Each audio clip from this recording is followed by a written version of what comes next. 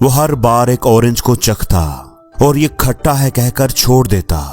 देखने में ये बड़ी अजीब हरकत लगती थी, लेकिन अगर मैं आपसे ये कहूं कि वो जायका नहीं देख रहा था, वो तो किसी की मदद कर रहा था। दोस्तों, ये छोटी सी कहानी एक बूढ़ी औरत की है जो बिल्कुल अकेली रहती थी। उसका शौहर फौत हो चुका था, कोई औलाद भी नहीं थी।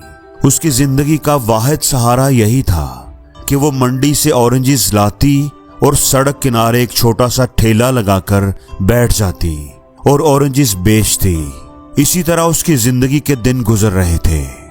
तकरीबन हर रोज शाम के वक्त एक नौजवान दफ्तर से वापसी पर उसके पास रुकता।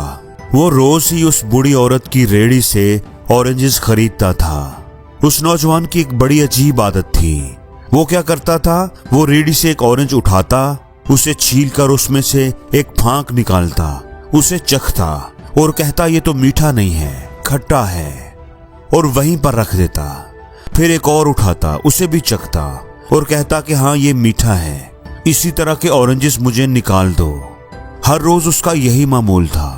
ऑरेंजेस खरीदते वक्त वो 2-3 ऑरेंजेस जरूर जाया कर देता था।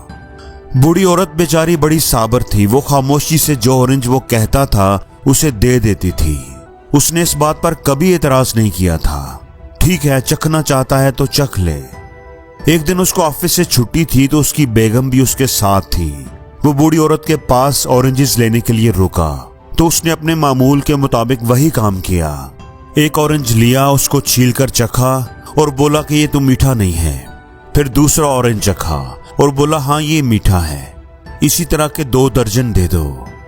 उसकी बीवी ये सब देख रही थी। उसने कहा कि ये ऑरेंजेस तो दिखने में इतने अच्छे लग रहे हैं, मीठे लग रहे हैं, तुम क्यों बार बार छील छील कर बूढ़ी माँ के ऑरेंजेस जाया कर रहे हो। उस आदमी ने बीवी की तरफ देखा और खामोश रहा। जब वो ऑरेंजेस लेकर वहां से निकल पड़े तो आदमी बोला मुझे भी मालूम है कि ऑरेंजेस मीठे ही होते हैं, उनकी शक्ल देखकर ही पता चल रहा होता है कि ये मीठे हैं। लेकिन वो बूढ़ी अम्मा सुबह से वहां पर बैठी होती है। वो खुद ऑरेंजेस नहीं खाती क्योंकि उसको ये होता है कि मैं इन ऑरेंजेस को बेचकर कुछ पैसे कमा लूं, जिनसे अपनी जरूरियात को पूरा कर लूं। खुद अगर खाना शुरू कर दूंगी तो बेचूंगी क्या, पैसे कहां से कमाऊंगी। अब मैं ये सारा ड्रामा इसलिए करता हूं, चेक करने के बहाने 2-3 ऑरेंजेस छील कर खट्टा खट्टा कहकर वहां रख देता हूं ताकि वो बूढ़ी अम्मा भी कुछ खा ले, क्योंकि छीले हुए ऑरेंजेस को खरीदेगा तो कोई नहीं, इसलिए बूढ़ी अम्मा सोचेगी कि इसको मैं ही खा लेती हूँ। इस तरह उसका पेट भी भर जाता होगा। और फिक्र ना करो, जो ऑरेंजेस मैं चख कर वहां रख देता हूँ उसके पैसे भी चुपके से मैं बूढ़ी अम्मा को दे आता हूँ। बीवी ये सुनकर मुस्कुराई, बड़ा खुश हुई कि मैं बड़ी खुशकिस्मत हूँ कि आप जैसा अच्छे दिल वाला जिंदगी का साथी मुझे मिला है। अब जहां वो बूढ़ी अम्मा अपनी रेहड़ी लगाती थी, उनके पास ही एक औरत की सब्जी की रेहड़ी थी। एक दिन वो सब्जी वाली औरत बूढ़ी माँ को बोलती है कि ये आदमी तो आपको लूट कर चला जाता है, चखने चखने के बहाने आपको बातों में लगाकर आपके ऑरेंजेस खराब कर जाता है, आपका नुकसान कर देता है और आपको कुछ पता भी नहीं है। बूढ़ी अम्मा मुस्कुराई और बोली तुम क्या समझती हो कि मुझे कुछ पता नहीं है।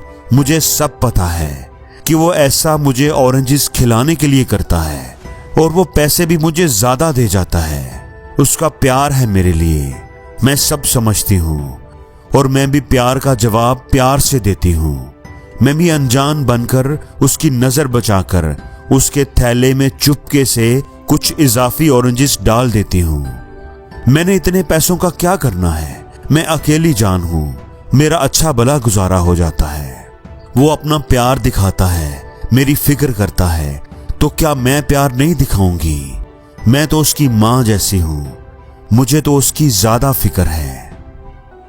दोस्तों, ये बहुत छोटी सी कहानी है जो हमें सिखाती है कि छीन कर खाने वालों का पेट कभी नहीं भरा और बांट कर खाने वाले कभी भूखे नहीं रहे। अगर आप किसी के साथ अच्छाई कर रहे हैं और ये सोचकर खुश हैं कि मैंने नेकी का काम किया है, किसी दूसरे के काम आया हूं, तो याद रखें, यकीन रखें कि वो अच्छाई आपने किसी और के साथ नहीं बल्कि अपने साथ ही की है। वो अच्छाई एक ना एक दिन लौटकर आपके पास जरूर वापस आएगी। और जिंदगी में हर रोज कुछ नया सीखो, नया सोचो, नया करो, लर्न करो।